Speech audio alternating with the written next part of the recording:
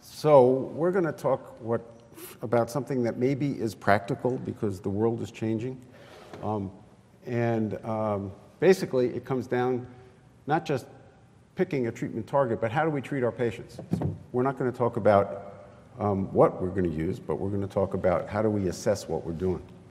So I'm looking around the room. Nobody's nearly as old as I am. So this is ancient history to you guys. But our traditional treatments for treating IBD have traditionally been quite simple. Induce and maintain clinical remission. That meant to minimize symptoms. And maybe Joel will remember that we were trained to treat the patient, not the labs. So if you had somebody whose SED rate was up, albumin was down, but they felt great, that was wonderful. But what did that accomplish for us? Well, it didn't accomplish all that much. We kept people feeling well some of the time. But things like hospitalizations and surgeries happen fairly frequently.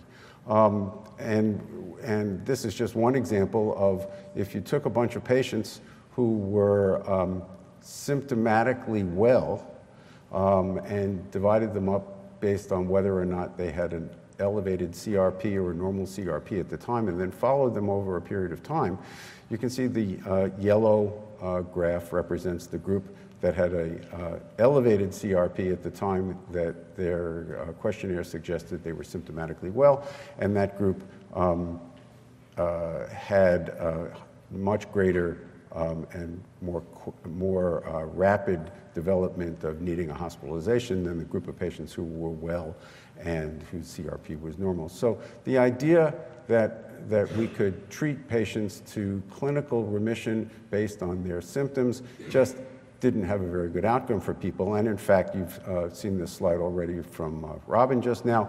But we know that our traditional treatments, making people feel as well as we could, didn't result in long-term health for these patients because such a large percentage of patients went on to develop complicating disease. So now the goals of treatment are a little bit different. We want to try to modify this natural history of disease. We want to induce clinical remission. We want people to feel better, but we really want to maintain a deep remission, which means we really want to try to heal the bowel and prevent complications. Now, can we do that yet? Well, I'll show you a little bit of data, and we'll talk about whether or not we're getting there. But the idea that you just treat the patient and that you don't treat the other aspects of this illness, or at least don't assess them, no longer holds any water. So how can today's goals be achieved? Well, the buzzword these days is treat to target. And this is not a buzzword that is restricted to pediatrics or to pediatric GI or the treatment of inflammatory bowel disease. Treat to target is a therapeutic approach that requires a well-defined and specific physiologic target, and then timely and repeated assessments of the clinical state of that patient and adjustment of the therapy based on whether or not that therapy has achieved that predefined goal. This approach has been used in a large variety of different clinical circumstances. So it's been proven efficacious in rheumatic disease, in hypertension, in cardiovascular disease, and diabetes.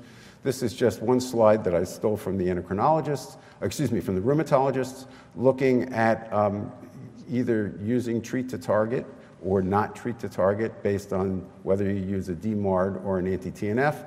The two, what you can see fairly clearly is that the treat to target approaches resulted in much better outcomes than using the same types of clinical approaches without the timely reassessments. So how might you conceive of this approach in pediatrics, in IBD? And this was published for the adult world, but this applies to us quite clearly. So at baseline, you're going to make an assessment of what Robin was talking about in terms of what is your assessment of this patient's risk in terms of progressive activity of disease, in terms of their potential for developing complications and their potential for disabling disease. You're going to initiate whatever treatment you think is most appropriate, but then importantly are going to define a period of time, which is in most cases fairly short, and then reassess. And based on whether or not you've achieved your target, then modify your treatment and go through this little merry-go-round until such time as hopefully you are able to achieve the target that you've set from the very beginning. And this really requires a complete change in mindset, especially if, as the title suggests, we're aiming for something like mucosal healing. The idea that you might make a diagnosis by doing an endoscopy and colonoscopy and then saying to somebody, well, you know, until we have to worry about dysplasia, you may not need another one, is ancient history. We don't have to do that anymore. You've seen this slide as well. It's what I'm using it for is what's the window of opportunity in, and in didn't make the rest of the title. Sorry, guys. Clearly, what this slide is meant to show is that if we are going to make a difference in people's lives over the long haul and induce what hopefully will be a deep remission and keep people well and without debilitating complications, we need to act early. And while we may not be able to act before the diagnosis at this stage of the game, we certainly can begin to act as soon as we recognize that one of our patients has inflammatory bowel disease and not delay. So how do we choose what target might be available? I want you to know this slide took me just as long as the rest of the talk. Anyway, these are how I would conceive of the various targets that we might define. So in terms of symptoms, we're all used to the PCDAI and the PUCI for ulcerative colitis. The patient-related outcome is the new guy on the block, which the FDA is pushing much more so for clinical trials. Our laboratory studies, what are the best labs that we've got? Well, at the moment, in terms of routine clinical practice, probably the Calprotectin and the CRP. Mucosal healing, if you're going to use that as a target, well, that requires endoscopic assessments. And tissue healing gets to the question of, do we do more than just make the mucosa look good? Do we really make it look good under the microscope as well? And let's talk about each of these. So what's the value of disease activity scores in predicting the activity of disease? Well, what I'm sure all of you recognize is that if you look, for instance, at the CDEIS, I don't have data from the PCDAI for this, but if you look at CDEIS scores and you compare them, and you do CDEIS in a bunch of patients with well characterized, if there's such a thing, irritable bowel syndrome, you're going to find lots of patients whose irritable bowel puts them in the moderate to severe category of Crohn's disease. So as an assessment tool for how are our patients doing, it doesn't tell us anything about the inflammatory activity of that particular patient. You can try to do the same thing with quality of life assessments. And in this case, improvement, these data are trying to demonstrate that you can improve quality of life, and that seems to parallel the PCDAI. But if you go ahead and then scope these patients, mucosal healing doesn't go along for the ride. So the PCDAI score is along the x-axis, and the quality of life assessment is going up the y-axis. And you can see that before therapy, outlined in blue, compared to the red of after therapy, the after therapy scores are higher for quality of life, that's good, and lower for and higher for PCDAI, lower for PCDAI, that's also good. But that when these patients were assessed, it really didn't reflect itself in which patients had mucosal healing and which ones did not. So we need some better tools. It's also fairly clear that if you look at a endoscopic index of severity, in this case in an adult population with Crohn's disease, and you look at their Crohn's disease activity scores, that there also is a nice scattergram, but no meaning in the correlation between the two. So do we have any laboratory biomarkers? Well, I've already suggested that the ones that are most available for us are CRP and Calprotectin. I just threw this up there because I thought it was cute. This comes from the Pediatric IBD registry that's been running since about 2002, a paper from David Mack. It happened to be picked up and published in Chinese, and so it made much more of a worldwide impact than anybody recognized. What David was able to show by assessing the baseline laboratory assessments that were done in these patients who were newly diagnosed is outlined here, that the 4 tests that we most commonly get in the clinic to assess disease at the time of diagnosis, namely the hemoglobin, the SED rate, the albumin, and the platelet count, that we had a sizable proportion of newly diagnosed Crohn's and ulcerative colitis patients who had all 4 laboratory tests being negative. So it's really nice when your SED rate is 42 and your albumin is 2.4. You've got a pretty good idea that somebody's sick. But the fact of the matter is that for these laboratory assessments to really be helpful, they ought to have a significant degree of both sensitivity and specificity. And in fact, if a sizable proportion of patients can have 4 negative laboratory studies, in other words, they're all normal, then it's not very helpful to us in beginning to assess who's got active inflammatory disease and who does not. So what about the CRP? Well, these are sensitivity and specificity assessments that have been summarized in some recent meta-analyses. And as you can see, for adults with Crohn's disease, that the sensitivity of, both Crohn's disease and ulcerative colitis in this meta-analysis, that the sensitivity of CRP is 0.49, specificity 0.92. That's not too bad. In children, it's a little bit better. Sensitivity of 0.63 and specificity of 0.88. So it's a reasonable assessment tool that's available to all of us in the clinic, but maybe not as good as we'd like to see. Calprotectin and Lactoferrin probably have somewhat better sensitivity than the CRP does. The problem is that many of these assessments are not available to all of us. I know in my practice, I am regularly fighting with insurance companies about why they wouldn't pay for the Calprotectin. So despite the fact that there is a very significant literature that is available to us about the value of these markers, the insurance companies don't necessarily read the same literature that we read. Sensitivity and specificity of Calprotectin in the kids is great, 0.99 sensitivity, 0.65 specificity.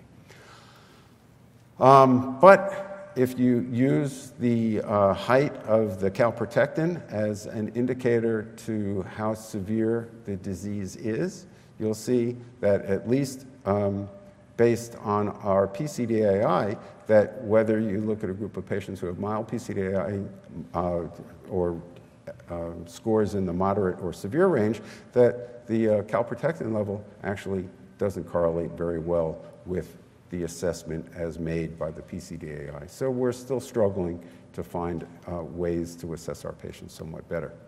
So what about mucosal healing? Well, this gets a little bit complicated. So if we're going to use what the mucosa looks like as an assessment tool for our patients, the first question that we have to ask is it possible to do in our patients? So here's the goal, that we get a pretty sick-looking UC or Crohn's colon and make it look nice and healthy with a target in the middle. And so how do we really have macroscopic Crohn's disease endoscopically accessible in our kids, right? Ulcerative colitis, no issue. Crohn's disease, maybe an issue. So here are some data that come from the RISK trial that Subra Kugathasan is spearheading. And it's looking at not the entire population of patients that have been recruited into RISK, but somewhere close to 1,000 kids at the time of diagnosis, looking at the Paris classification for where was their disease. And if you remember, as Robin just showed us, L1 is terminal ileum, L2 is colon, L3 is both ileum and colon, and then the L4s are the upper tract.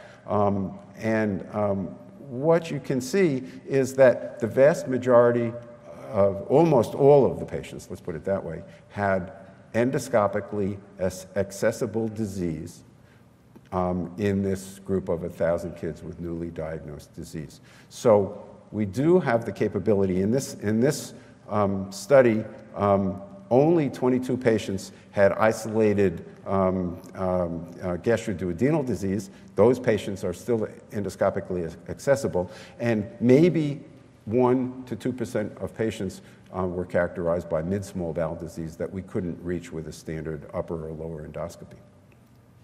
So only a very small number of kids are not accessible by endoscopy, and the other side of the coin was that because so many of the patients have ileal disease and may only have ileal disease, that we have to be good enough to be able to intubate the ileum on the vast majority of cases.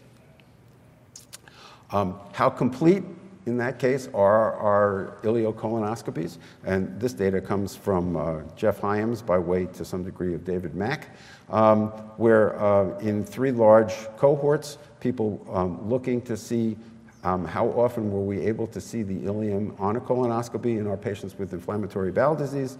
In the EuroKids study, 74% of patients had an ileal intubation, 78% in the RISK trial that I just told you about, 80% in the ImageKids trial that's run out of Toronto. And virtually all had, in that series, had an assessment to the base of the cecum. So our patients do have accessible disease, and we generally can reach the areas that are affected. So then the question is, well, how do we define mucosal healing, and is it reproducible? And that gets us into what is out there. Now, these indexes of severity are what are in the literature. This is what is used to run a clinical trial. It may not be what we want to use in the clinic, and I'll show you why. This is the formula by which you assess disease activity based on the Crohn's disease endoscopic index of severity, and it's miserable. You can't really do it. This is what the worksheet would look like as you assessed each segment of the colon from rectum to ileum in terms of deep ulcerations, superficial ulcerations, the percent of the surface area that you saw that was affected by disease, and how much of it was ulcerated. So this is a highly impractical way for us to go about assessing disease severity in Crohn's disease by colonoscopy. So somebody attempted to simplify it. So this is the simple endoscopic score for Crohn's disease, or SES-CD. A little bit simpler, but still you're looking to determine whether there are apathy or large ulcers, or what they call very large ulcers, and the presence and size of these ulcers, how ulcerated is the surface, again, the percent of surface that's affected.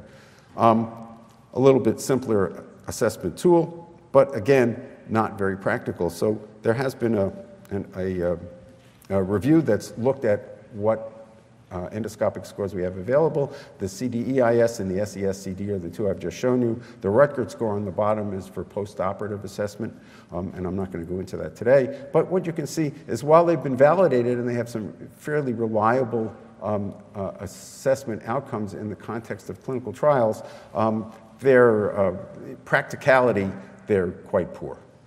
None of us are going to be able to do these kinds of scoring systems for every patient that we want to treat to target. But they are fairly reliable, although there are differences, especially in clinical trials, if you compare the assessments that are made by the investigator on site versus when you send the study off to a central reader. So there are differences even in these circumstances where, in the setting of a clinical study, there's been training of the assessors and training of the central readers. And if you guys have any questions about this thing, just ask Joel what it's like to look at 1,000 endoscopic scores from ulcerative colitis patients, and he'll be able to tell you as the central reader. It depends on how much caffeine you've had that morning. This is the Mayo Score that tends to be used for ulcerative colitis, grades from 0 to 3, totally normal mucosa through loss of vascular pattern, small ulcerations to more active ulcerations and bleeding. This score is fairly simple. You can use it in the office. without too much difficulty. The trouble is, if you ask your partner to do it on the same day that you do it, you may not get the same score. The PROTECT study that is currently continuing to be run, Jeff Hyams and Ted Denson, our co-investigators in this NIH-sponsored study, have been attempting to look at this question in the ulcerative colitis in the pediatric ulcerative colitis population. That's where Joel has had the pleasure of reading all these assays. And what we're attempting to do is to try to actually measure how consistently can we all agree on these assessments in the first place. If these are going to represent the way that we assess our patients, we better be able to assess the patients the same way, whether you're here in California or I'm in New York. The correlation that has been assessed for this particular study worked out to be 0.55, which is actually not too bad, but this was looking at the agreement between 4 observers. There's another score called the UC Endoscopic Index of Severity. This is how it's described. It actually looks fairly complicated in the table, although when you start to do it, it's actually fairly simple. When you look at the reproducibility of this assessment tool by 4 different observers for vascularity, for bleeding, and for erosions, you can see that there is a reasonable degree of correlation, but there is not 100% agreement when you're looking at the same pictures. And there is, again, fair agreement between the 2 scores, but not perfect agreement. So there was a group of IBD specialists, of which Marlo was the only pediatric GI who was part of this decision, that basically got together to try to decide what is the current state of how we should be assessing our patients. This was specifically focused on clinical trials and the outcomes that we need to run clinical trials and effectively be able to answer the questions that we're asking in the context of a clinical trial, but it really pertains to what we have to do in the office on a daily basis for any of our patients. And the consensus recommendations that came from this, now recognize this is personal subjective opinion based on literature assessment and how gray your hair is. The assessment tools that were determined to probably be state-of-the-art at the moment for ulcerative colitis was a patient-related outcome, which demanded that there be resolution of rectal bleeding and diarrhea and or whatever other altered bowel habits they would be. And in addition to the endoscopic remission, which would be characterized by a Mayo endoscopic scores of 0 to 1.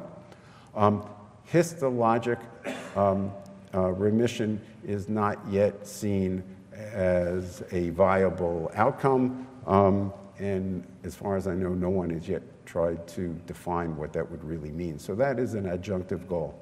In Crohn's disease, it's quite similar. A PRO for Crohn's disease, resolution of abdominal pain and diarrhea, along with the altered bowel habits, and endoscopic remission, which meant resolution of ulceration at the time of ileocolonoscopy or resolution of findings of inflammation on cross-sectional imaging in patients who can't adequately be assessed with ileocolonoscopy.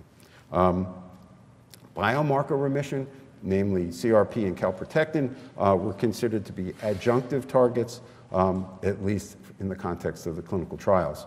And the feeling, as written in this paper, was that if you had a patient that appeared to have a PRO, which suggested clinical remission, and had passed their previous endoscopic assessments, however long ago it had been, that the persistent elevation of these laboratory markers might prompt a question of reevaluating your patient. And so what we've got are some data now to suggest that if we make the PCDI and the PUCI get better, we'll probably improve quality of life. Maybe we'll decrease some flares, but that is yet to really be proven very well. If we improve the CRP and the CalPro, maybe we decrease hospitalizations and flares, but we know we do that if we achieve some degree of endoscopic healing. And now the big question will be, does that really change the natural history of disease? At the moment, it looks like it probably kicks the can down the road, but doesn't prevent the development of strictures, may not prevent the development of fistulizing disease, and it may yet take that next step of going from endoscopic healing to really biologic healing, which would be normalization of the histology as well, and possibly some other inflammatory markers to really get to the point where we can control this disease. If we can't cure it, control it, and prevent it, go on disabling complications. Thank you.